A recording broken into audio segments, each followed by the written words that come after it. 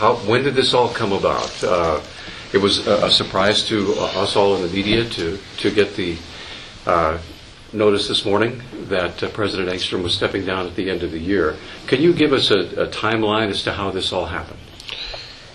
Well, I guess it came about today is the obvious answer, but President Engstrom and I have been visiting about this for several weeks, 3 weeks, something like that. Just not a decision made. Just I think the statement speaks pretty well to it. I think I've had a thought that we're in a spot where we're interested in a change of leadership, and we've had good, robust conversations about what that may or may not look like along the way. Was he asked to resign? Was this his own decision? Was he let go? I certainly started the conversation, but I think we've come to this decision together. How did you start the conversation? I just told him I'm at a spot where I want to consider where we're at on leadership at the University of Montana. And we've had good conversations about that. Can you describe that spot? You've used that word a couple of times. That spot? Yeah, we're in a spot where we need a change. Oh, I think it's just a time. I mean, I can't point to an event or a thing. It's just I just think it's the right time in the life of this university looking forward. I mean, my role is to look at where we want to be in 3 and 5 and 10 years over the long term, and I think it's a good time where we're at and what the president has accomplished to move to the next generation. So there was no one straw that broke the camel's back? Not. No. But Clay, most of the cabinet has been replaced over the last several years. The most recent, Dr. Crady. Mm-hmm. Are those appointments secure, or will whoever the new president, when they come in, will they have the option of saying we need to? They're absolutely secure, and I think they're great appointments. The president has done a lot to really strengthen that cabinet, and I think you mentioned Dr. Crady. He's already making a difference, and their spots are secure. It's not tied to the president's position whatsoever. They're on their own separate contracts, and not only can they remain in place, but we hope they remain in place. They're doing a good job. There's been some campus criticism recently about what some say has been UM's top-down effort to prioritize programs, what your office has characterized as a personnel-heavy budget environment here at UM. Has UM administration to date been transparent enough with faculty and staff about this process? Yeah, I think that it is a process, and it needs to include the administration, and certainly they need to work on a budget and identify areas within the budget that need adjusting, need balance, and they've done that. And I think at what point they knew different aspects of the budget, then they reach out to the shared governance groups on campus to say, how are we going to address these? Has it been transparent enough, though? Everything has its process. I think it's been as transparent as it possibly can be. As far as personnel heavy and the budget cuts, I guess impending budget cuts, it hasn't quite been said that there will be faculty and staff budget cuts, but will there be? Will those naturally come with program cuts? I don't think those discussions have happened at all. I'm not aware of the pending budget cut that you're talking about. There has certainly been an effort to make certain that they are spending within their means on the budget over the last few years. But as at least reported to the regents at the last meeting, Mike Reed says that they're actually ahead of plan for this fiscal year, and that's a good sign, and that's what we're looking for and we're asking for. Go ahead. But does program cuts not mean automatically that the faculty will also be cut in those programs? Well, I don't think that there's any sense that there will be program cuts. I mean, I understand the conversation of the last week or so and the concern about that, and I certainly understand the concerns that were raised after the meeting. But there is no mandated cuts. There's been no signal from my office that there needs to be cuts. What Vice President Reed suggested in the board meeting is that the budget right now has over 80% of its spending going to personnel. And he suggested, if you watch the meeting, that that's an area that they will have to look at. And that's what that conversation was about. But that's not suggesting that there will be program cuts or not. I think as they look through the next few iterations of the budget, they have to find where that balance, where that equilibrium is. And with staffing levels, with other expenditure levels, including money that can be spent on recruitment, on infrastructure, on maintenance. I mean, it's a complex budget. You can't just point to one thing and say, oh, there's the problem, we need to fix it. I don't believe that we can cut our way out of any situation. I think that it just needs to be a cohesive conversation that includes faculty, includes students, on where those priorities lie, and I think they will do that. Program prioritization is simply a tool. We have laid that tool at the footstep of the university system. It happened to be on this campus, but that offer was for all campuses, and I think you will see that campuses around the country, in fact, about over 50% of the campuses around the country are going through some form of this program prioritization. As demographics across the country are fairly flat, with new students coming into higher education. Although certainly the goal is that we have more people with a higher education degree in the years coming forward. That's sort of the reality. So I think you see schools all over the country looking at what that right mix would be through some form of prioritization. It doesn't really matter what form that is. We're not selling one over the other. We're just simply saying, as you look at the mix within the budget, here's a tool that can be used. But that is not an administrative process in the end. It is a faculty process, and that it certainly takes some administrative support. I think schools that have seen success with it have buy-in from the highest level, which includes the president and the budget office and all those, but it ultimately has to be a very inclusive campus-wide program to help identify what's relevant for students in Montana, in particular at the University of Montana. That's the goal of it. It's not to cut, it's to find where the opportunities lie and where the relevance is for students to attend the University of Montana. Could you explain how a national search for a president works and what you'll be looking for in that position? Absolutely. So we have, we are in the process of hiring a search firm now, one that we've used in the past. It has to go through procurement, but they are on a pre-approved list, and we've had several contacts. But we'll hire a search firm that will help run the search. That's what we've done in the last two searches. I chaired those last two searches, so I'm ultimately familiar with them. But we'll hire a search firm. We'll formulate a search committee. The last ones were 18 to 20 people that represent all the constituents around the campus, from students to faculty, staff, business leaders, alumni, boosters. I mean, we'll try to embrace as many of those different groups and ideas as we can within this. But then the likelihood is that we want to do this certainly when we're in session.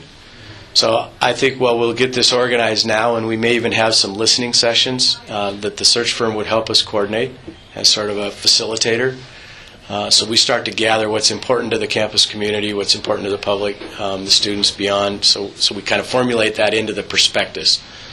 So right after the first of the year, when students come back in session, I think we will seat a search committee, and that search committee will take active steps in listening and gathering that information, and then ultimately we'll work with the search consultant to write a prospectus, and then that job gets advertised. We'll leave it open for a while. Ultimately, then there will be a pool to consider, and what we've done in the last is sort of identified some semifinalists and do off-site airport interviews. That will probably happen sometime in the spring. And then eventually we hope to bring somewhere between 1 to 3 to 4 finalists to campus that will do campus interviews. And those were very inclusive last time. That's exactly what I expect this time. Some public forums where anybody's able to come and they make presentations to otherwise. I think if the timeline works, which I can't say they always do, but so I want to move as efficiently as we can through the search process, because I think ultimately seating a new president for the long term of the university is a good thing. But this isn't an expedited search. We're not rushing through this. We want to do it right. We want to make sure it's inclusive and that all voices are heard, and we get the very best person to lead the university and find going forward. Why Sheila Stearns as the interim?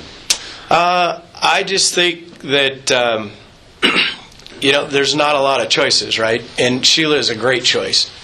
But I think Sheila brings to the table a long list of success stories at other institutions. She was obviously goes back to 1969, I think, with this institution. Right.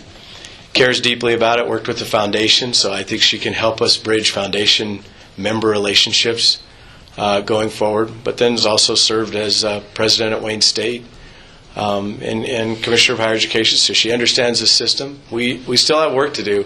There's a legislative session starts January 2nd. We've got to be ready. She understands the process. She's intimately familiar with how that works and what needs to be done. And so I think she has all the skill sets. There's others that have those skill sets, but it's not a long list. But I just think that she brings more comfort knowing who Sheila is. That's not to say everybody's going to think it's the best choice, but we know Sheila and we know what job she can do, and it feels much better to me than simply going out to. There are some organizations that you can find interim spots, but you don't really know what you're getting there. We know exactly what we're getting with Sheila, and I think she'll bring some comfort to the campus that she's here for the right reasons. Have major funders to the university expressed concern about leadership here? Not to me. To anyone? Other staff? Not that I'm aware of. Yeah. Will this affect the Frankie donation at all? I don't believe it will. The parameters of that have been worked on for a long period of time, and obviously it comes as a shock to everyone. I understand that. I have spoken to Mr. Frankie, and we're hopeful that all things are on track. And they're supportive of the president, obviously, but they're supportive of the University of Montana. And this is about a legacy gift for them. It was never about today. It's about the long-run future of the University of Montana, and I think they will continue to embrace that. Dr. Christian, am I wrong in saying that not necessarily 100%, but a great deal of all this has begun and ended with enrollment? Or is that an oversimplification? I think it's an oversimplification. It's just I can't point to anything, and I'm not going to try to point to anything. I think it's just, in my mind, the right time for the university to take the next step to its next leader. I actually, there's positive signs on enrollment, so it's just not about anything in particular. It's just about the next generation. There are a lot of staffers, faculty here who feel lost between enrollment and program prioritization, retention, strategic plan, improve its customer service. And I asked what would you ask Commissioner Christian? And the answer was, in a couple of cases, what next? What's the long-term plan here? What's the goal? The long-term plan is to see this university continue to prosper as it has for 100 and whatever amount of years, and that's exactly what we're trying to bring to the table, and that is in part behind this decision.